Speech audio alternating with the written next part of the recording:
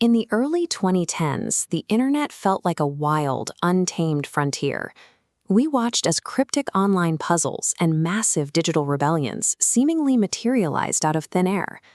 Movements like Occupy Wall Street dominated the news cycle, presenting as spontaneous, leaderless, and entirely organic uprisings. To the public, it looked like a raw clash between decentralized protesters and the institutions they challenged. But that sense of spontaneous eruption was often an illusion. Many of the internet's most viral subcultures were being quietly steered by a new breed of invisible actor. These are civilian intelligence operatives. They are unregulated individuals who work outside of any official agency, utilizing state-level psychological tactics to manipulate online masses for their own ends. When a viral movement appears on your feed today, it rarely happens by accident. If you look behind the hashtags, you will often find an architect in the shadows. Neal Rauhauser built his reputation on the political left. He acted as a consultant who bridged the gap between raw hacktivism and organized political intelligence. Thomas Schoenberger operated on the right. A composer and self-proclaimed polymath, court records show he has a documented history of stalking and fraud. Their battle lines were clearly drawn.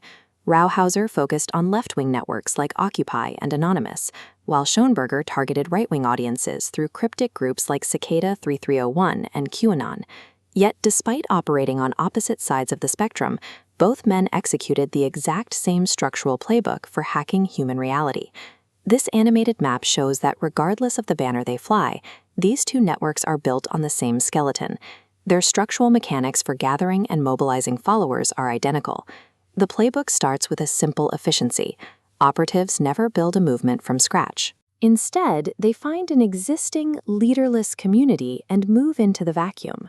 Rauhauser recognized the vulnerability in the decentralized structures of Anonymous and Occupy Wall Street. He slipped into their open ranks, blending in with genuine activists who had no way to vet his background. Once inside, he used that proximity to act as an FBI informant. He identified targets from within the movement and fed their identities directly to law enforcement handlers. Schoenberger executed the same step by gamejacking Cicada 3301, a legendary cryptography puzzle. He didn't create the original puzzles, but he managed to position himself as their lead composer. By claiming leadership of Cicada, he absorbed its aura of mystery. He then used that credibility to monetize the brand and groom a new conspiracy theorist audience. Leaderless digital communities are uniquely vulnerable to this kind of takeover. Because they have no formal hierarchy, they lack the immune system to reject an organized operator. With control established, the next stage involves scaling influence through manufactured consensus. This requires deploying networks of fake personas to seed narratives and attack rivals. Rauhauser unleashed sprawling networks of automated Sockpuppet accounts. He used them to conduct psychological harassment and mass doxing against his targets. These networks were weaponized during high-profile disinformation campaigns. During the Wienergate scandal, Rauhauser's bot networks were instrumental in amplifying specific damaging narratives to drive the news cycle. Schoenberger took this tactic and marketed it through his PR firm, Shadowbox.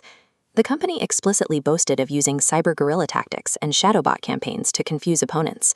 To manage his volunteer puzzlemakers, Schoenberger used a need-to-know compartmentalization architecture. He fed his team contradictory stories about one another to ensure they never trusted anyone but him.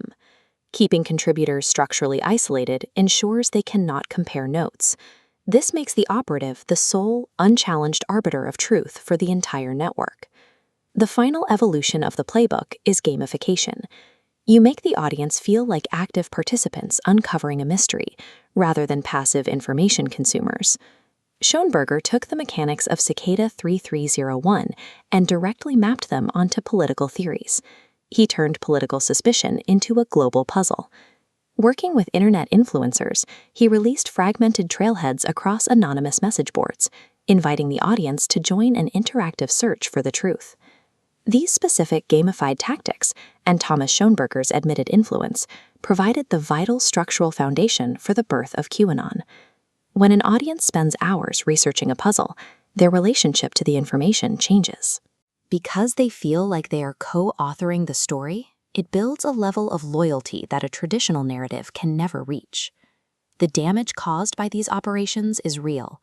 Rauhauser's role as an informant led to dramatically increased prison sentences for journalists like Barrett Brown. Schoenberger's machinations helped spawn a framework for QAnon that fractured families and led to real-world terror incidents across the globe. This is hyperstition, a phenomenon where fake narratives planted online manipulate human behavior until they summon real-world consequences. These operations only succeed because we get distracted by the viral message or the urgent hashtag. We rarely stop to look for the architect. Once you learn to recognize the playbook, the mystery disappears. You strip away the operative's power simply by refusing to play their game.